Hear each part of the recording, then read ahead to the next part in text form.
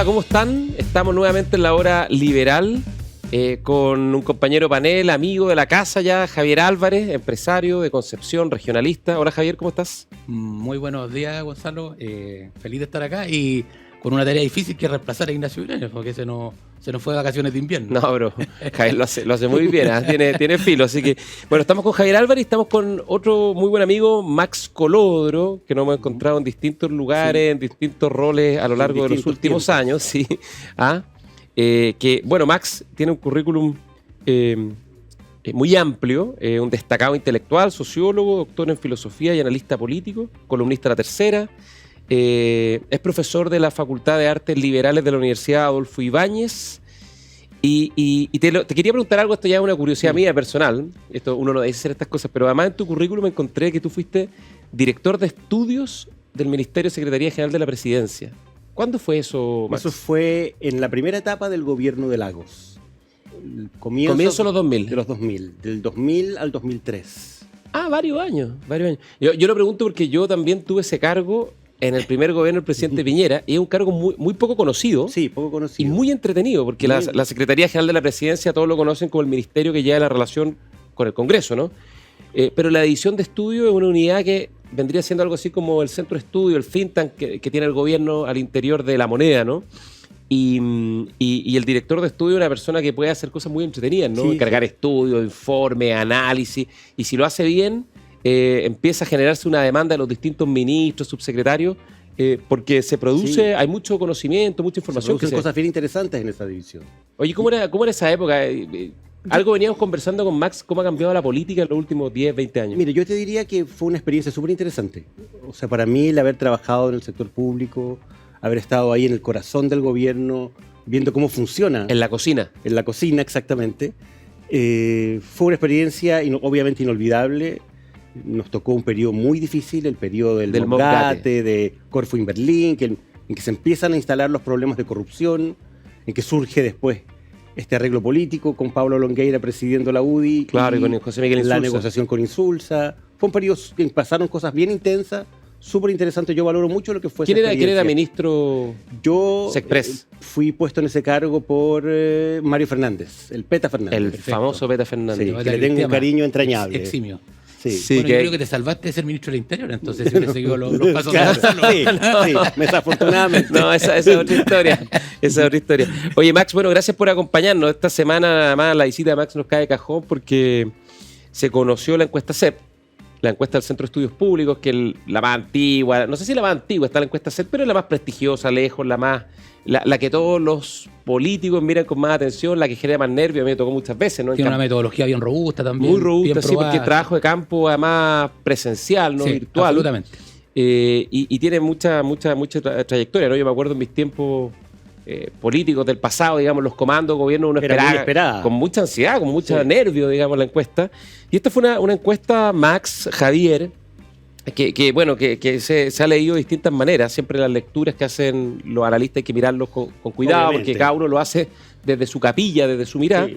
Pero quizá el titular principal, se podría decir, de los analistas ha sido, y eso te quería preguntar, Max, tu opinión, que hasta cierto punto esta encuesta del Centro de Estudios Públicos lo que viene a mostrar es la muerte del octubrismo, el fin del octubrismo, de este ánimo de revuelta, ¿no?, del 18 de octubre, y hasta cierto punto un giro de la opinión pública hacia posiciones más identificadas con la derecha. ¿Cómo lo ves tú, Max? Yo creo que hay algo de eso. Para mí, lo más interesante que muestra esta encuesta CEP, conocida durante la semana, es el que somos una sociedad que de algún modo en estos 3, 4 años, a partir sobre todo del estallido social, pasó de las expectativas y de la esperanza, porque yo creo que, a mi juicio, equivocadamente, un sector de la sociedad chilena vio el estallido social con esperanza, como algo que de alguna manera podía ser la llave o la clave para un cambio en la sociedad chilena en función de ciertas expectativas. Y yo creo que lo que esta encuesta refleja es el fin de esas expectativas. O sea, pasamos de la esperanza a la desesperanza, a una sociedad que vive más bien en el temor, en la inseguridad, donde el temor y la inseguridad son variables que explican mucho del estado de ánimo general del país, de una mayor precariedad económica. Entonces yo creo que estamos viviendo ahora precisamente los efectos de lo que fue el estallido social. El estallido social fue en los hechos, en mi opinión, un proceso donde se destruyen cosas importantes, donde se deteriora la convivencia, donde se deteriora el orden público, el Estado de Derecho, el principio de autoridad. Y estos miedos, estas inseguridades, yo las relaciono muy directamente con la destrucción o con el debilitamiento al menos de esas cosas. ¿Y cuál es el dato? Hay muchos datos que obviamente a uno lo hacen pensar de que efectivamente el mismo electorado, que un 80% fue a votar por el apruebo por la nueva Constitución, el año 2000, hasta ya ni me acuerdo, el 2020. ¿21 fue? 20 creo que en octubre, creo que sí. Parece que fue hace mucho tiempo eso, ¿no? Y tú miras los datos de la encuesta y hoy día, ¿quiénes son las principales figuras con mayor valoración? Son puras figuras de centro-derecha o centro, ¿no? Salvo Rego, que es bien sorprendente. Rego de la DC, que es sorprendente el caso de él, porque siendo un amarillo, alguien tibio, digamos. Pero nadie lo identificaría con la izquierda, sino que más bien con posiciones de centro. Además de Belín Matei, que encabeza, los alcaldes Codina Carter, el expresidente Piñera, que sube 10 puntos, que llegó a 6 puntos en la CEP, sí, y hoy día está en el quinto lugar. Entre los mejores 5, no deja de ser sorprendente. Claro. Y además se ven datos respecto a que la gente prefiere posiciones firmes antes que privilegiar, digamos, los derechos de las personas, sí. Que más seguridad que libertad. Más seguridad que libertad, sí. Incluso una mayor valoración del premio al esfuerzo y a la retribución personal más que a la redistribución. O sea, en el fondo, desde el punto de vista político, ideológico, hay un cierto giro hacia posiciones, no sé si más conservadoras, pero definitivamente más alejada de una izquierda, al menos radicalizada. No sé, ¿qué datos te llamaron más la atención a ti, Max? Bueno, a mí me llamaron efectivamente la atención estos cambios, el que pasamos de una sociedad que tenía expectativas puestas en los cambios y ahora la gente está mucho más cautelosa, mucho más realista, por decirlo de alguna manera. La valoración de las instituciones asociadas a la Defensa Nacional, por ejemplo. O sea, todas las instituciones mejor evaluadas son Fuerzas Armadas, Fuerzas de Orden y Seguridad. Exactamente, yo creo que Carabineros aumentó su aprobación, este dato es impresionante. Sí. De 17%, que es la nada, época que me tocó a mí asumir en Interior, con Carabineros. Fue el periodo más difícil. Más difícil para Carabineros.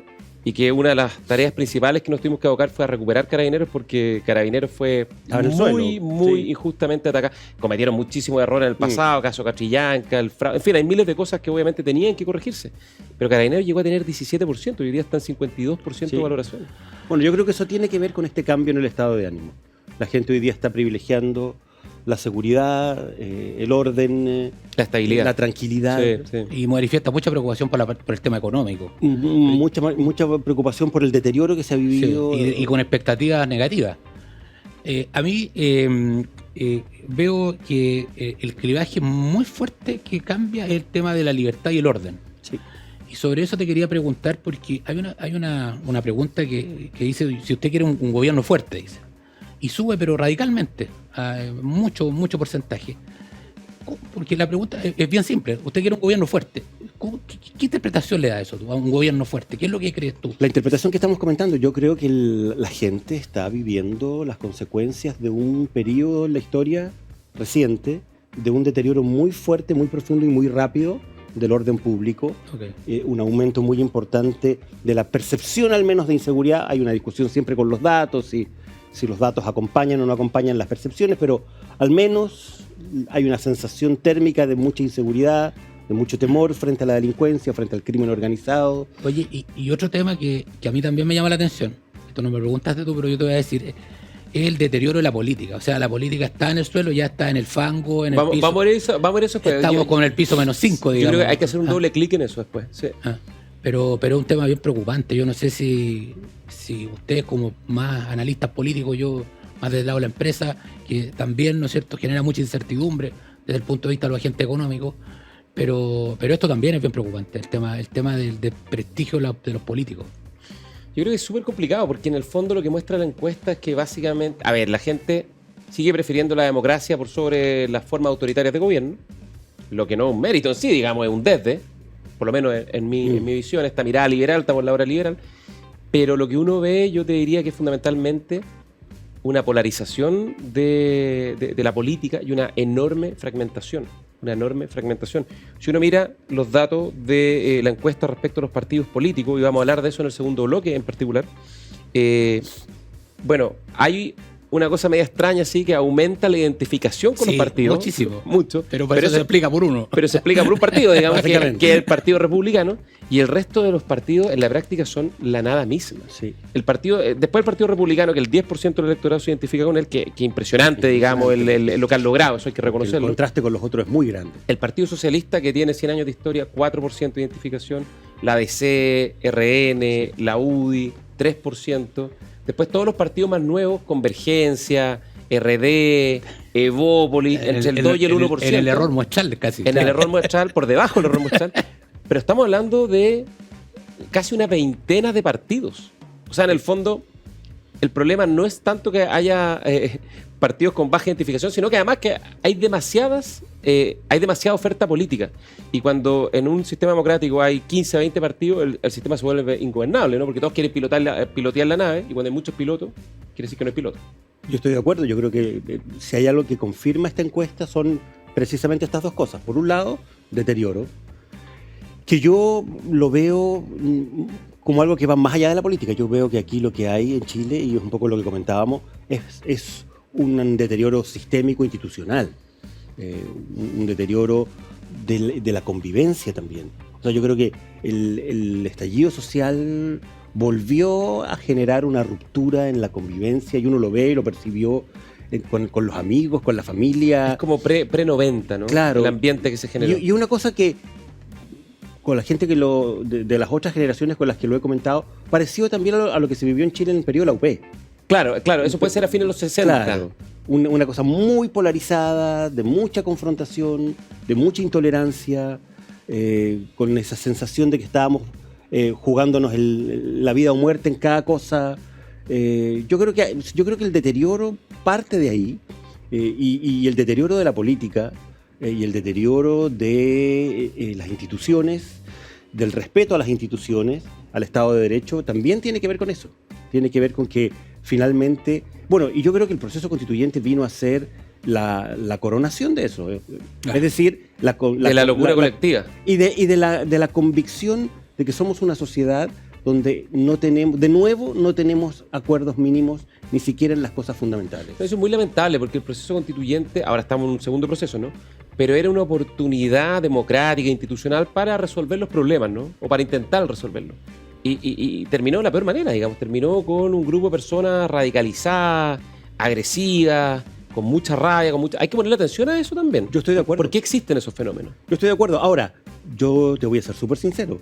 Yo siempre miré con mucho escepticismo el proceso constituyente, porque sentí que el proceso constituyente era el resultado y la expresión de un quiebre democrático, del habernos puesto la pistola de la violencia sobre la mesa, y el que la sociedad tuvo finalmente que aceptar el chantaje de la violencia para abrir un curso institucional, pero bueno, finalmente era más bien la expresión de lo que estaba ocurriendo, y de un deterioro, y sobre todo, en mi opinión, de una falta de convicción democrática de un sector importante de la sociedad chilena que no estaba dispuesta, y que todavía no está dispuesta, a aceptar la legitimidad de un sector, del otro sector de la sociedad chilena, para poder gobernar en democracia. O sea, a la izquierda más radical. O sea, desde ese punto de vista, el origen del primer proceso constitucional tampoco era legítimo, según tu punto de vista. Ese fue un proceso constitucional. A ti te tocó vivirlo como actor y protagonista. Tú estabas en la mesa con la pistola arriba de la mesa. Yo estoy a punto de discrepar. Claro, tú estabas ahí en ese momento clave en el que los ciudadanos estábamos esperando que el presidente Sebastián Piñera apareciera en la noche en televisión. Sacando a los militares. Y no sabíamos, o sea, yo te digo, yo en ese momento no sabía si el presidente iba a anunciar estado de sitio y sacar a los militares, si iba a anunciar lo que terminó anunciando, es decir, traspasarle al Congreso la responsabilidad de iniciar un proceso constituyente, o iba a presentar su renuncia. Yo creo que yo, como ciudadano en ese momento, sentí que estaban las tres alternativas sobre la mesa.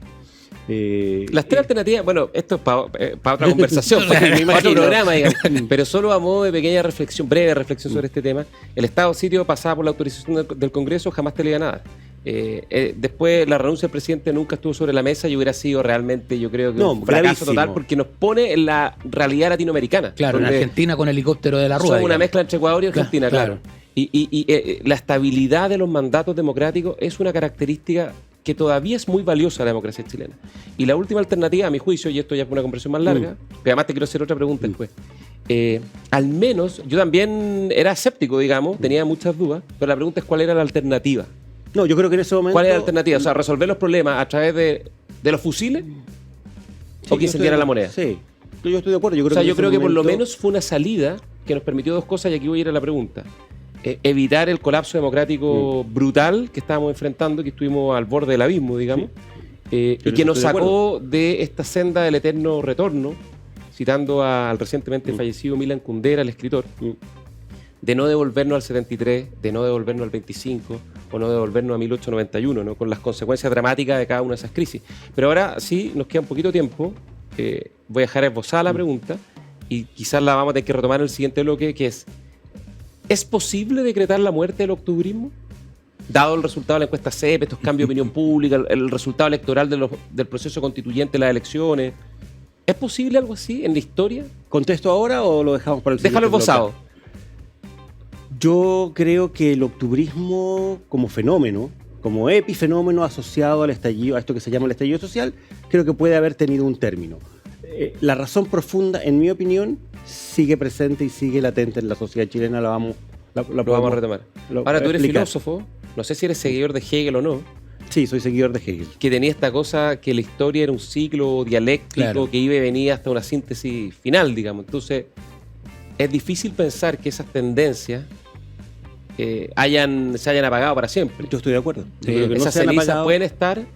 Entre otras cosas porque yo tengo una interpretación en general un poco distinta de lo que son las causas profundas, obviamente no una sola, porque nada tiene una sola causa, pero al menos de una de las causas fundamentales de las que explica el estallido. Vamos a volver con eso porque está muy interesante. Vamos a una pausa y volvemos. Perfecto. Agricultura TV.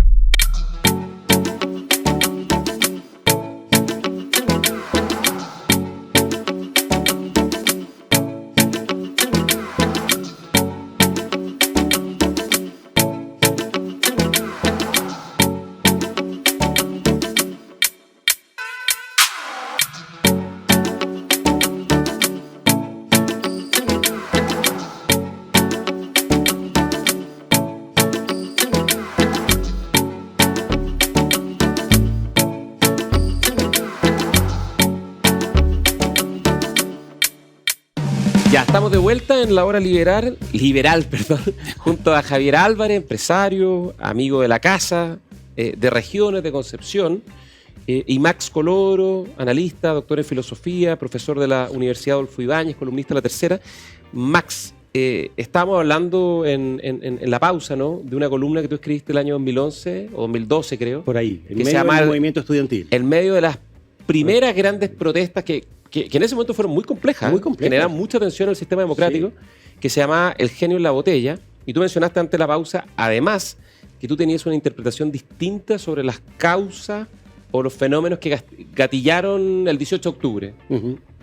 A ver, ahonda un poquito en eso. Yo tengo la convicción de que uno de los grandes problemas políticos que enfrenta la sociedad chilena empezó a quedar en evidencia a partir del 2010, cuando finalmente en Chile se produce la alternancia en el poder, y cuando a partir de la alternancia en el poder, después de 20 años de gobiernos de centro-izquierda, de gobiernos de la concertación, un sector importante de la sociedad chilena, y particularmente de la izquierda y de la centro-izquierda, empieza a cuestionar la legitimidad del sistema institucional. ¿Por qué? Porque lo que empieza a cuestionar es el conjunto de reglas del juego que empiezan a partir de ese momento a validar y a legitimar la alternancia en el poder. Entonces, por eso se reinstala con tanta fuerza y tan rápidamente el debate constitucional y esta idea de querer hacerle o de plantear la necesidad de hacer cambios refundacionales en un modelo que, en visión de la izquierda y de la centroizquierda, era un modelo económico y social básicamente heredado del régimen militar. O sea, en el fondo juego fútbol contigo solo mientras no pierda el partido. Si pierdo el partido te agarro patadas, te pego un canillazo. A Sebastián Piñera, si tú lo piensas bien, le pasó tuvo en el fondo dos grandes estallidos sociales. Claro, el 2011, tuvo el movimiento en 2011 y los dos en su segundo año. Además es bien paradójico. Claro. Eso. En su segundo año se produce el movimiento estudiantil, que fue, como bien comentábamos en la pausa, algo bien profundo, bien complejo. Fue más de un año de movilizaciones. Yo me acuerdo de esas movilizaciones de los jueves. Ahí en esa época no eran los viernes en la tarde, eran los jueves en la tarde. Oye, eran 100.000 personas, sí. 200.000 personas. El centro quedaba paralizado, semidestruida la Alameda. Hubo durante meses y meses paralización de actividades de los colegios, en las universidades, tomas prolongadas. ¿Se acuerdan que en esa época apareció el fenómeno de los encapuchados? Sí. Que es el fenómeno previo a los overoles blancos y a la primera línea que después apareció, digamos, en la revuelta del 18 de octubre. Y se empieza a instalar la legitimación, la normalización de la violencia. Claro. Como un problema fundamental. Al menos por omisión. Al menos por omisión. Y esta idea que la reflejó de manera maravillosa el senador Quintana en esa época, de la retroexcavadora, claro, de que había que meterle máquina y demoler los cimientos de lo que se había construido desde el año 90 en adelante. Claro, y a eso hay que sumarle que una oposición no constructiva, que no era lo que había ocurrido en los años anteriores, donde los acuerdos habían logrado, ¿no es cierto?, hacer que Chile se desarrollara, que genera un estancamiento económico importante, sin duda, ¿no es cierto? Y el estancamiento económico sabemos lo que significa finalmente, porque la gente empieza a perder, empieza a generarse una brecha entre la realidad y la expectativa, y eso genera frustración, y por lo tanto estos movimientos de alguna u otra manera que se manifiestan en el estallido tenían harto reconocimiento social, sí, porque no eran bajos, eso digamos. Es parte del problema. Claro. Parte del problema es que la izquierda tuvo una capacidad política, comunicacional, cultural, me atrevería a decir, extraordinaria, para poder instalar ciertas percepciones y ciertas emociones respecto de la necesidad de los cambios y de cómo llevar adelante esos cambios. Claro, porque si uno mira los números, ¿no es cierto?, los avances que se consiguieron en Chile durante esos 30 años, no hay prácticamente ningún parámetro social, educacional, de salud, ¿no es cierto?, de cultura, que no haya crecido. Son los mejores 30 años de la historia de Chile, bajo cualquier indicador que se tome. Pero la izquierda logra instalar esta idea de que es un fracaso. Sí, yo creo que hay un talón de Aquiles, una fragilidad estructural en los cimientos de la democracia chilena. Y aquí los quiero llevar un poco al proceso constituyente 2, digamos, porque ahí creo que hay una oportunidad. Primero quiero defender algo de nuestra institucionalidad democrática, que a diferencia del 73, cuando enfrentamos una crisis feroz, porque la crisis del 2019 fue una crisis brutal. Brutal porque yo no recuerdo otro país en el mundo, me puede fallar la memoria, que haya aguantado 6 meses con esos niveles de violencia, de polarización, de tensión política y haya resistido. Es cierto que la pandemia fue un tanque de oxígeno, digamos, indiscutiblemente. Eso es para otro programa también. Pero bueno, a veces en el fútbol hay que pegarle al palo y que la pelota entre y no se vaya para afuera, digamos, y eso es un poco lo que pasó. Y hoy día da la impresión de que la gente está reaccionando, está despertando, y creo que esa es una consecuencia positiva de todo este proceso que hemos vivido, ¿no? Que fue complejo, que fue difícil, que nos llevó al borde de la cornisa, pero que permitió evitar que Chile cayera en la mediocridad y en la debilidad eterna de las institucionalidades democráticas de América Latina, digamos. Yo estoy de acuerdo con eso, pero con un matiz. ¿Cuál sería el matiz? Yo creo que efectivamente el país se salvó de un abismo. Un abismo feroz. Por eso, se salvó de un abismo en el momento en que se construye este acuerdo de noviembre del 2019 y se salvó de un abismo sin ninguna duda. En el plebiscito del 4 de septiembre. Pero el habernos salvado de ese abismo no ha resuelto el problema de las causas del deterioro que está viviendo, del deterioro político sobre todo, que está viviendo la sociedad chilena y que tiene que ver con la polarización y que tienen que ver con este no reconocimiento y no validación y legitimación de las reglas del juego. Ya, es que ahí yo me quiero ir, a ese punto me quiero ir, porque yo siento, retomando lo que había dicho antes, y aquí te quiero hacer una pregunta a ti, Max, y también Javier, que el gran problema que tiene Chile hoy día es político. Sin duda. Hoy día no es de incentivos más, incentivos menos al crecimiento, que siempre son deseables, no es de políticas públicas específicas, es netamente político-institucional. ¿Y cuál es el problema? O sea, el núcleo es político. La sala de máquinas está completamente oxidada. Claro. ¿Y por qué? Porque en Chile hay una fragmentación política feroz, porque no hay capacidad de conducción y eso daña la gobernabilidad. Y a mi juicio hay 2 o 3 elementos que han incidido fuertemente en los últimos 10-15 años a ese fenómeno. Uno, se ha discutido muy poco haber acortado el periodo presidencial de 6 a 4 años. Eso le restó poder a la presidencia y Chile es un país presidencialista. Y por lo tanto, debilitar la presidencia hace que la gobernabilidad, mientras seamos presidencialistas, sea más complejo. Número 2, esto ya es un tema para casi para los psiquiatras, más que para los historiadores, yo creo que la muerte de Pinochet significó hasta cierto punto un quiebre del parteaguas que representaba la dictadura, digamos, respecto a la forma en que se organizaba la política. Y a partir de ese momento se empiezan a producir fuerzas centrífugas, hay una suerte como van surgiendo otros clivajes, como se dice. Otros clivajes, otras formas de organización, y el temor a volver a un retroceso democrático que predominó en los 90 y que obligó a las principales fuerzas políticas a organizarse y a llegar a grandes acuerdos como fue en los 90 y comienzo de los 2000, eso ya no estaba. Y eso, de una u otra manera, es cierto, curiosamente incentivó el caos, la fragmentación y el conflicto, digamos. Ese es un segundo elemento. Y yo creo que un tercer elemento es el cambio del sistema electoral, digamos. El cambio al régimen, porque no hemos tenido un cambio del sistema político, ha sido un cambio del régimen electoral, que pasamos de tener 5 o 6 partidos en el Congreso a tener 25 hoy día en la Cámara de Diputados, y por eso, y ahí voy perdonen la vuelta larga que en esto, pero mi punto es que el proceso constituyente, si tiene valor por algo, es porque es la única oportunidad para corregir los problemas del sistema político. Estas normas que se están incorporando para poner un umbral del 5% de los partidos para que puedan llegar al Congreso, y una serie de normas adicionales para fomentar la disciplina partidaria, la gobernabilidad, el funcionamiento de lo que se llama la sala de máquinas de la política, a mi juicio es demasiado importante. Si fracasa este proceso, yo creo que eso en el Congreso nunca se va a poder corregir, porque los incumbentes no lo van a corregir. Yo en eso estoy completamente de acuerdo contigo. Yo creo que uno de los problemas fundamentales que tiene hoy día la sociedad chilena desde el punto de vista institucional es que tenemos un sistema político donde el presidencialismo no conversa con el sistema electoral y con la fragmentación. Ese problema tiene que arreglarse, resolverse de alguna manera, no lo hemos podido hacer, y si el proceso constituyente no lo hace, no lo vamos a poder hacer hacia adelante por vía parlamentaria. Yo en eso estoy completamente de acuerdo contigo, y creo que las dos cosas que pueden quedar en evidencia y que van a ser probablemente las más complejas si es que este segundo proceso llegara a fracasar, es primero el tema de fondo. Fuimos y vamos a ser en este caso la única sociedad en el mundo con 2 fracasos constituyentes al hilo. O sea, hoy día ya hay 3 países. Vamos a ser especiales. Claro, vamos a ser muy especiales. Hoy día hay 3 países cuyos procesos constituyentes fracasaron en las urnas, 2 africanos y Chile.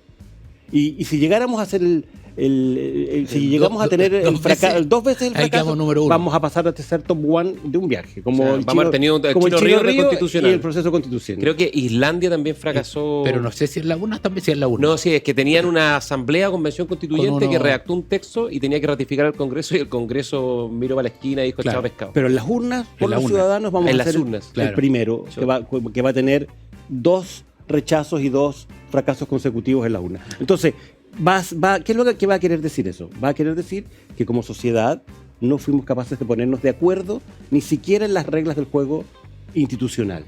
Y por el otro lado, lo que mencionas tú, la primera gran derivada de eso, los problemas fundamentales que hoy día tiene el sistema político, vamos a haber desperdiciado la oportunidad de haberlos podido enmendar y arreglar, corregir en algún sentido al menos, a través del proceso constituyente, porque está claro que después hacia adelante va a ser muchísimo más difícil, si es que no inviable. Porque esto además, yo tengo una consulta aquí en el tema de que en forma autógena los partidos tienden a fusionarse y a formar partidos más que coaliciones. Está este llamado, ¿no es cierto?, del presidente Boric a formar un partido único, ¿no es cierto?, de Frente Amplio y todo. Eso, ¿tú lo ves factible en la izquierda? En Chile Vamos también se ha planteado eso. Y en Chile eso. Vamos, ¿no es cierto?, con este tema del Partido Popular en España, ¿no es cierto?, es decir, un partido único. Eso en la empresa, que es donde yo vengo, ocurre bastante, ¿no es cierto?, que son las fusiones de las compañías, digamos, ¿no es cierto? Pero parece que en el sistema político esto es bien poco probable de que ocurra, si es que no es con una, como lo que decía Gonzalo, con una ley que lo obligue, digamos. Yo creo que si no hay incentivos que obliguen a los partidos a la fusión, ponerles un umbral, de entrada, un umbral que si no sacan sobre ese porcentaje, no se disuelve el partido, pero no eligen representantes para el Parlamento. Claro. Yo creo que si no se ponen esos incentivos va a ser muy difícil. Y al menos en la cultura de izquierda, la fragmentación y la división es una cuestión endémica. Claro. Hasta los partidos más chicos tienen... Hoy día hace un par de días leía que el PPD en su elección de directiva, PPD que ya está como en su mínima expresión, porque no sacaron ni constituyentes, tienen como 6 facciones para escoger su directiva. Entonces, en resumen, ustedes dos ven que es muy difícil que esto ocurra en forma autónoma. Esto va a tener que ser con ley, si no vamos a seguir haciendo política a la peruana. Y además, no nos olvidemos de algo importante. En las reformas del 2005... entre también las reformas constitucionales de Ricardo Lagos. Claro, las negociaciones que hubo entre Insulza y Pablo, que encabezaron Insulza y Pablo Longueira, se decidió sacar el sistema electoral de la Constitución para poder reformarlo más adelante porque no había acuerdo. Entonces, hoy día tendríamos que llegar a un acuerdo en la convención, en el Consejo, como se lo llama hoy día, de volver a meter al y después legislarlo. Claro, porque si no, efectivamente va a ser muy difícil que como una ley al margen de la Constitución pueda ser reformada. Se raya para la suma, la Constitución, la propuesta constitucional ahora es la última bala. O sea, al menos por mucho tiempo. ¿No es cierto? Sí. Oye, además que a propósito de lo que tú decías, Javier, hay un incentivo muy corrosivo hoy día para la formación de partidos, perdonen la expresión, partidos callampa. ¿Por qué? El partido PYME. Ya, digamos, claro, partido PYME. Suena mejor. Pero callampa en el sentido que sale por todos lados, digamos. Me acordé de Rabinet, del puente callampa. Porque hoy día existen... hay una combinación de incentivos que son muy nefastos, ¿no? Por una parte, un sistema electoral muy proporcional. Por lo tanto, en distritos que son grandes, claro, como es muy proporcional, obviamente hay poco incentivo a agruparse en partidos más grandes, porque en el fondo, si tú eliges 8 escaños, tú sacas un 3, un 4% del distrito y eliges un representante. Y además, si tú eliges tus representantes y llegas al Parlamento, tienes financiamiento electoral. Claro. Entonces son emprendimientos políticos. Sí, obvio. Entonces cada cacique o cacica, para ser inclusivo en los términos actuales, tiene un incentivo muy grande a lanzarse con su propia aventura política. Así es. Oye, antes de ir a una pausa, Max, nosotros y también para Javier, tenemos una tradición ya vamos a cumplir 2 meses la hora liberal y siempre cuando tenemos invitados tenemos una sección que se llama El Recomendado, que le pedimos a nuestro invitado que nos recomienda, que le recomienda a la gente que nos ve en su casa o que nos escucha, que nos recomiende alguna película, la serie, el libro, alguna receta de cocina, lo que quiera, a nuestros queridos auditores. Antes de que termine la segunda ¿qué parte. libro, qué serie? Mira, yo voy a ser súper sincero. Me ha llegado muy profundamente el libro de Daniel Mansuy sobre Allende.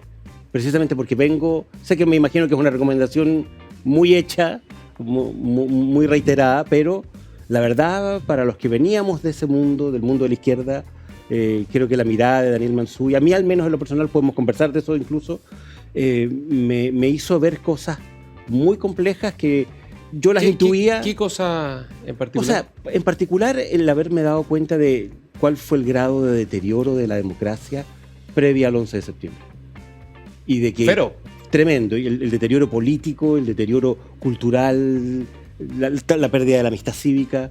Y cómo finalmente fuimos una sociedad que llegó a un punto en el que todas las alternativas eran muy malas.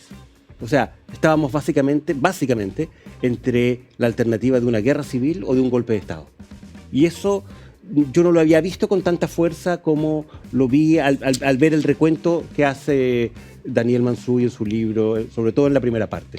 Oye, Héctor Soto, que bueno, ustedes lo conocen, destacado analista, columnista, abogado, un tipo brillante, me comentaba tiempo atrás que probablemente, él ha leído todo lo que ha salido sobre la Unidad Popular y Salvador Allende, probablemente sea el mejor de los libros que se ha escrito sobre el periodo. Sí.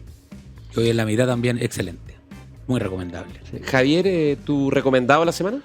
Mira, yo tuve la oportunidad de ir el lunes o el martes, no me acuerdo, con mi hijo y un grupo de amigos a ver Oppenheimer, la película, que está muy de moda. ¿Está buena? Y es muy buena. Sí, es una película que a pesar de ser larga, porque dura alrededor de 3 horas más o menos, pero es magnífico el cómo se describe esta situación de la carrera por conseguir la bomba nuclear y de cómo se produce este análisis, está siempre un problema pendiente entre la ciencia y la política. Porque la ciencia logra avances que pueden ser muy importantes para el desarrollo humano, pero también generalmente son armas. Claro, los dilemas éticos de la... Claro, y ¿qué es lo que nos está pasando hoy día con la inteligencia artificial? Claro, exactamente. No quiero hacer mucho spoiler, pero hay una parte bien interesante de la película que el científico, digamos, se siente muy mal por lo que ha creado. Pero el presidente de Estados Unidos le dice, no, si no se preocupe, si usted la hizo la bomba, el que la va a tirar soy yo. Entonces, está muy bien presentado, Ese fue Harry Truman. Truman. Y existe mucho de la cabeza del científico de si se sienta haciendo lo correcto o lo incorrecto. Oye, además el elenco de la película es extraordinario. Cillian Murphy, el protagonista, que es el de Peaky Blinders. Claro. Emily Blunt, Matt Damon, Robert Downey Jr. Espectacular. Espectacular. Así que muy recomendable para los que no han ido. Oppenheimer. Sí, en vez de Barbie. Barbie, ¿alguien no, lo fue? No, yo no. Oye, pero parece que hay que ir. Parece que es bastante mejor. Como liberal uno tiene prejuicios con Barbie, pero... Sí. Oye, yo muy breve, porque está un poquito pasadito en el tiempo, dos cosas. Uno, a propósito de Oppenheimer, me encanta Christopher Nolan, el director extraordinario. Sí. Y estuve viendo nuevamente Interestelar, que es una película maravillosa, magnífica, además científicamente muy potente, que está en HBO Max, la recomiendo. Christopher Nolan debe ser el de los mejores o el mejor director que hay ahora. Y me leí hace muy poquito La historia personal del boom, un libro muy antiguo de José Donoso, Pepe Donoso, que describe la historia de cómo se forma la generación de escritores más grandes de Latinoamérica y posiblemente una de las más grandes de la historia. Carlos Fuentes, Mario Vargas Llosa, Gabriel García Márquez y Julio Cortázar. Hay otros que adscriben algunos, como Alejo Carpentier, el mismo Jorge Edwards, recientemente fallecido, y es una historia increíble, maravillosa, de los mejores escritores, y uno se da cuenta cómo de repente hay momentos de la historia en las cuales así hay explosiones de la ciencia, hay explosiones del arte, de la cultura, y que posicionaron a la literatura en Latinoamérica como la literatura más importante en el mundo por una buena cantidad de años. Ya, nos vamos a una pausa. Agricultura TV.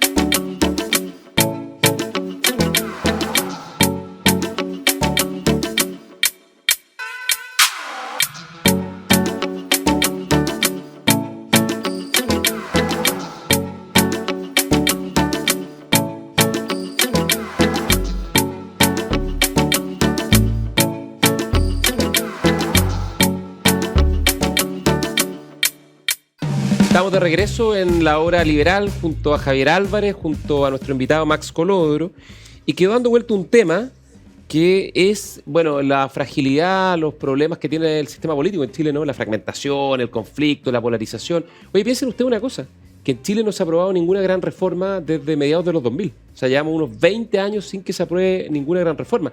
Los 90, la PGU puede ser. Pero no están todos de acuerdo. Oye, cuando hay que poner más plata sobre la mesa para políticas públicas, eso están casi todos de acuerdo. Pero yo digo reformas difíciles, como fue, por ejemplo, no sé, por la reforma tributaria laboral de comienzo de los 90, la reforma del auge de Lago a mediados de los 2000, la misma reforma constitucional al final del periodo Ricardo Lago. La regla fiscal. Que fue la regla fiscal. En general, grandes reformas y grandes acuerdos hemos tenido muy pocos en el último tiempo, y de hecho algunos de los grandes acuerdos, como el acuerdo constitucional del 2019 o más atrás, el acuerdo de educación de las manitos alzadas del 2006 creo que es con Michelle Bachelet 1, no envejecieron también. O sea, yo sigo defendiendo los acuerdos, pero la mayor parte de la gente lo mira con poco cariño, ¿no? Y eso tiene que ver con, digamos, los problemas del sistema político. Estamos hablando que el proceso constituyente es una oportunidad para reducir el número de partidos, tener partidos más sólidos, tener más gobernabilidad y que el buque navegue mejor y más estivado.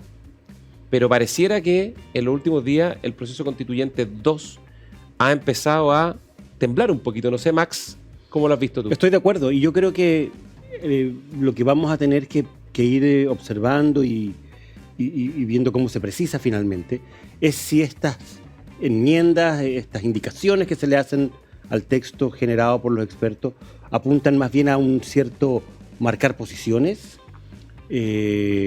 posiciones identitarias en muchos temas, pero con cierta flexibilidad para negociar después, o van a ser más bien piedras de tope que van a hacer más difícil y eventualmente imposible la negociación y el acuerdo. Yo creo que esa es la gran duda y la gran pregunta que tenemos. Pero en tu interpretación, esto ya es pura especulación, pero ¿qué crees que está predominando? Un ánimo más bien de los republicanos de mostrar su identidad, además que ahora la CEP como que ratifica que el camino que han escogido parece que es bueno, digamos, porque mal no le ha ido. O sea, parece ser bueno, digamos, claro. En consecuencia, da la impresión de que ellos tendrían menos interés o intención de que este proceso sea exitoso y más bien en mostrar sus banderas. A mí lo que me preocupa del momento que estamos viviendo, del momento constituyente, como se dice hoy día, que estamos viviendo, es que este es un proceso político y los actores que están participando de él son actores políticos. Hoy día los incentivos, cuando tú tienes encuestas donde el 57% en la última encuesta CADEM del fin de semana pasado, muestran a la gente optando por el rechazo, el incentivo a estar por el apruebo es cada vez menor. Es muy bajo. Entonces, aquí hay dos grandes electores. Este proceso depende de dos grandes electores, que son José Antonio Kast y el presidente Gabriel Boric. Absolutamente. Si ellos dos no están cuadrados y jugados por explicar y por defender y por seducir a la opinión pública para que vote apruebo, va a ser muy difícil que se apruebe, revertir estos resultados. Pero hay un riesgo muy alto para el presidente Boric y para José Antonio Kast de sumarse o de empujar una opción que eventualmente los puede llevar a estar en el lado de los derrotados. Entonces, tengo la sensación de que estamos en un momento muy complejo donde además hay un sector del Partido Comunista, del Frente Amplio, que mira con distancia quiere que esto fracase. Y hay un sector de la derecha que también, o sea, yo me imagino, no tengo ninguna duda, de que en ese 55-57% de gente que hoy día está rechazando, está mayoritariamente la derecha. Claro. Hay un sector muy grande de derecha que está hoy día optando por el rechazo. Entonces, ¿cuál es el incentivo para Kast y cuál es el incentivo para el presidente Boric para jugarse por el apruebo si es que eso eventualmente los deja? El presidente Boric no puede volver a fracasar, no puede volver a estar en el lado de los derrotados. Ya sería... Ahora a esta altura uno no sabe. ¿Nos puede sorprender? No, pero sí. Yo te quería hacer una pregunta. Si tú fueras consejero de los dos, de José Antonio Kast y del presidente Boric. Pero eso es como ser Jekyll y Mr. Hyde. Claro, pero si tú pudieras ser el orejero de ambos, ¿tú qué les recomendarías? Les recomendaría que se jugaran por entero y que generaran todas las condiciones posibles para construir un acuerdo constitucional, porque creo que sería muy malo para el país, como decíamos antes, salir de este segundo proceso con un nuevo fracaso. Y esa teoría que tiene Pepe Out, que dice que esto se aprueba solamente si los dos están de acuerdo, tú también la suscribes totalmente. O sea, creo que si uno de los dos termina bajándose y optando por el rechazo públicamente, esto no tiene ninguna posibilidad de prosperar. Yo le preguntaba a alguien hace poco, un periodista, que opinaba de si pudiera hacer una lotería de cuál va a ser la actitud del presidente Boric frente a esto. Porque yo creo que tiene tres opciones. Él puede declararse a favor, puede declararse en contra, pero también podría tomar una posición neutral. Sí. ¿Ah? Yo creo que para el presidente Boric es muy difícil estar por el rechazo, o sea, que un presidente de la República opte por rechazar una propuesta, salvo que le metan cosas que para ellos se lo hagan imposible. Claro, que el texto sea un texto muy disruptivo para ese mundo. Porque lo que no podría hacer José Antonio Kast es declararse neutro, porque se supone que él es el que está escribiendo. Él tiene el lápiz. Él tiene el lápiz. Claro, pero él puede finalmente también decir... constato, confirmo que no fuimos capaces de construir un acuerdo transversal. El oficialismo, no logramos con ningún sector del oficialismo al interior del Consejo ponernos de acuerdo en cosas mínimas. Por lo tanto, yo creo que este proceso constituyente no pudo prosperar. Sí, lo que yo creo que en el fondo, dar consejos siempre en política es difícil. Tiene poco sentido, digamos, pero por lo menos como yo lo veo, esto es una opinión muy personal, que puede valer eso poco o nada. Probablemente sea más lo segundo que lo primero. Pero lo que yo siento es que si yo estuviera en el lugar de los republicanos, yo estaría muy nervioso que esto fracase. Por dos razones. La primera, porque ellos tienen el lápiz, indiscutiblemente. Chile Vamos se plegó completamente a las principales posiciones de los republicanos y por lo tanto no solo tienen el lápiz para escribir la Constitución, sino que tienen la goma a borrar. Por lo tanto, el éxito o el fracaso les pertenece completamente. Entonces va a ser muy difícil para ellos explicar un fracaso a este proceso con las mayorías que tuvieron. Y dicho eso, ese fracaso yo intuyo que puede ser un golpe mortal para sus expectativas presidenciales. Yo estoy de acuerdo con eso. Y en segundo lugar, veo un problema más de fondo. Ahí yo no quiero dar consejos, pero ¿cómo lo veo nuevamente? Yo el problema más de fondo que veo es que si tiene el primer lugar para la presidencial hoy día de todas lejos, pues, o sea, evidentemente José Antonio Kast es la principal figura, opción, digamos, todo esto puede cambiar, pero es la principal opción. Entonces, a mí no me gustaría estar en su lugar, llegar a la moneda y que este tema no esté cerrado. Yo estoy completamente de acuerdo. Por dos razones. Uno, porque la izquierda es pendenciera y va a seguir cada vez más revoltosa y cada vez más, por decirlo elegantemente. Tú lo sabes bien eso. Exactamente. Y yo creo que buena parte de la izquierda es muy desleal democráticamente. Aquí, sin eufemismo, creo que tiene poca parte de la izquierda, porque hay parte que no es así. Pero yo creo que hay una parte de la izquierda que retrocedió en el tiempo unos 50 años, se fue a fines de los 60, los 70, y no tiene ninguna lealtad democrática, y estaría feliz que un gobierno de derecha o centro-derecha fracase. Y estuvieron a punto de lograrlo con el gobierno anterior, y no tengo ninguna duda que lo van a volver a intentar. Entonces me parece que terminar con la sangría constitucional y cerrar el tema podría minorar ese riesgo. Al menos te despeja un tema. Y en segundo lugar, creo que los cambios en el sistema constitucional pueden favorecer la gobernabilidad. Si una cosa es llegar a la moneda, si el problema es gobernar. Obviamente. Díganselo a los gobiernos anteriores, díganselo al presidente Boric, y díganselo al presidente que venga, sea cual sea. Si el problema de este país es gobernarlo. Por lo tanto, el proceso constituyente te da esa opción de que haya más gobernabilidad. Y al haber más gobernabilidad, las chances de que un gobierno le vaya bien son mucho mayores. Y supongo que quiero que le vaya bien, no solo llegar a la moneda. Max, yo te quería preguntar por qué, porque yo como un ciudadano no tan politizado, cuesta entender que dado la importancia de una constitución, y la gente lo comprendió porque tenía muchas esperanzas en el primer proceso. ¿Por qué hoy día hay una mayoría que estaría, ¿no es cierto?, de acuerdo a las encuestas, por el rechazo? Y que segundo, hoy día ven que, me sorprendió un número que dice que un 50% de las personas hoy día sí tienen una opinión que dicen que independiente de lo que va a pasar en la Constitución, la cosa va a quedar igual. ¿Por qué se perdió tanto la esperanza? ¿Por qué se le da tan muy poca importancia? ¿Es cansancio? ¿Es aburrimiento? Desilusión. ¿Es disolución? ¿Cómo yo creo que son como sociólogo? Yo creo que son todas esas cosas juntas, asociadas, en mi opinión, básicamente a dos cosas. Una, la performance del proceso constituyente uno, que fue una performance desastrosa. Qué terrible eso. Sí, o sea, partió con los niños que no pudieron cantar la canción nacional en la ceremonia inaugural, o sea, de ahí para adelante fue todo muy, muy negativo desde el punto de vista de imagen. Con posiciones muy maximalistas, muy radicalizadas, que no le hicieron sentido. Muy odioso, además. Todo. Claro, muy, muy revanchista, muy sectario. Se propusieron cosas que al final a la gente, a la inmensa mayoría de los chilenos, no le hicieron sentido. Pero también el año pasado, cuando tuvimos que finalmente llegar el 4 de septiembre a las urnas, ya estábamos viviendo un proceso de deterioro económico y un proceso de deterioro en materia de seguridad y de orden público. Claro. Empezamos a vivir las consecuencias del estallido social. Entonces, yo creo que hay una frase muy buena que es de Ascanio Cavallo, que dice, a partir del estallido social el país sintió que lo habían invitado a una fiesta y terminó siendo un funeral. Y estaban todos curados en la fiesta. O sea, claro, nos invitaron a una fiesta con bar abierto, all inclusive, iba a pagar otro además, pero esta fiesta terminó siendo más bien deterioro económico, deterioro institucional, deterioro de orden público, inseguridad, y por lo tanto hay una decepción, claro, y una distancia y un escepticismo muy grande. Pero tú como sociólogo, porque yo entendería que si tengo una experiencia fallida y tengo una segunda experiencia, ¿no es cierto?, con la posibilidad de reparar la anterior, ¿por qué no se ve eso? Porque las encuestas no muestran eso, todo lo contrario, dice, como el primero fue malo, el segundo también va a ser malo. ¿Por qué no se ve como una segunda oportunidad de hacerlo bien? Porque los actores políticos están con un nivel de polarización y de desacuerdo que genera mucho escepticismo. O sea, la izquierda quería y impuso este proceso constituyente en medio y en el momento más complejo del estallido social al comienzo, porque quería instalar una determinada agenda política.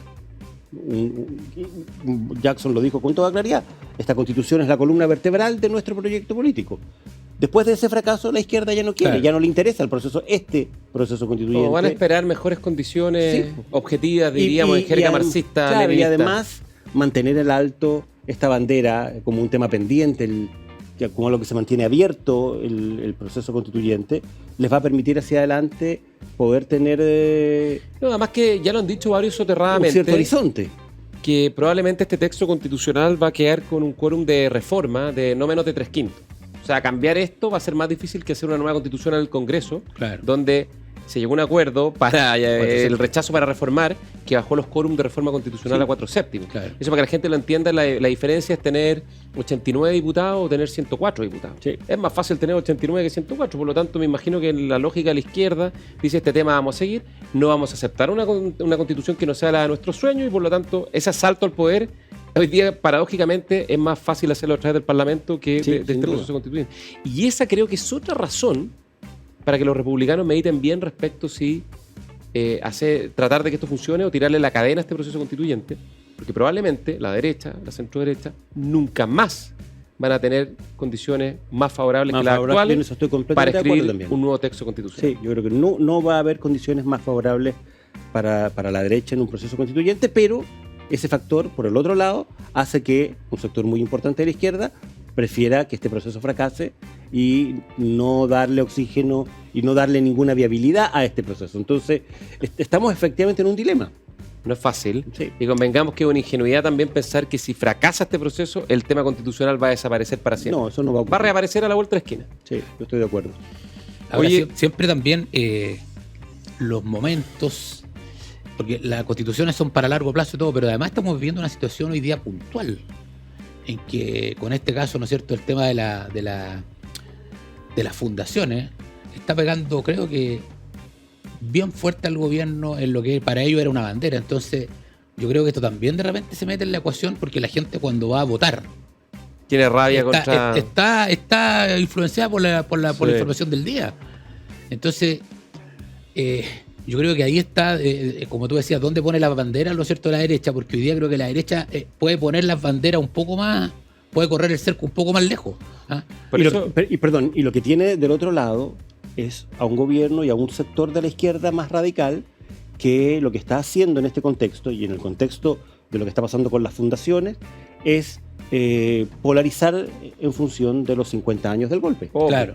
Pero eso parece que ya no resultó tan bien como yo creo pensaban. Que el gobierno en este mes y medio que todavía nos queda va a seguir haciendo ese esfuerzo, y eso yo creo que de alguna manera, lamentablemente, también contamina el ambiente y el ánimo para poder construir acuerdos al interior del Consejo. Es que no queda nada. Del Consejo Constituyente. Vamos a estar pronto frente a la urna. Oye, lo que no queda nada de tiempo en el programa, así que le hago las gracias a Max, a Javier. Nosotros tenemos, antes de terminar, una tradición también que al finalizar el programa le damos un minuto, bueno, nos quedan como 30 segundos a nuestro invitado, un minuto libre, si quiere decir algo, lo que quiera, pasar un dato aviso que antiguo, que ochentero. Max, tu minuto de confianza. Bueno, yo sinceramente creo que estamos en un momento muy importante y que hay que redoblar los esfuerzos para que la sociedad chilena tenga la capacidad de reencontrarse finalmente, precisamente en el contexto de lo que ya son los 50 años del golpe. Sin duda. Creo que somos una sociedad muy quebrada, muy fracturada, donde no nos cuesta nada revivir los traumas, los miedos, las tristezas del pasado, por decirlo de alguna manera,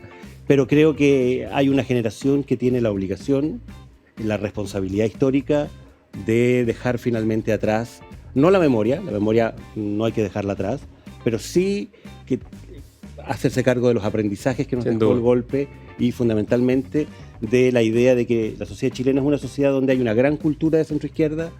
Prácticamente la mitad del país se siente parte de esa cultura, una gran cultura de centro-derecha, prácticamente la mitad del país es parte también de esa cultura, y que este país solo tiene viabilidad si esas dos grandes mitades tienen la capacidad de ponerse de acuerdo, al menos en cosas mínimas. Max, muchísimas gracias. Javier Álvarez, muchas gracias. Nos quedamos sin minuto de confianza, nos pidió el tiempo. No importa. Solo el último segundo de confianza, buena noticia, la caída de la pobreza en la CACEN. Sí, muy buena. Cuesta reconocer la buena noticia, especialmente cuando uno está de la vereda al frente. Nobleza obliga, este es un mérito de políticas de Estado, que como dijo el presidente Boric, vienen del gobierno anterior. Algunas cosas buenas que se han hecho, la PGU y otras medidas, permitieron que la pobreza caiga y eso es bueno para Chile. El Gini también afecta a valores históricos y por lo tanto esa es una muy buena noticia. Una buena noticia. Ya, nos vamos. Muchas gracias. Gracias a ustedes. Chao, que estén muy bien. Adiós.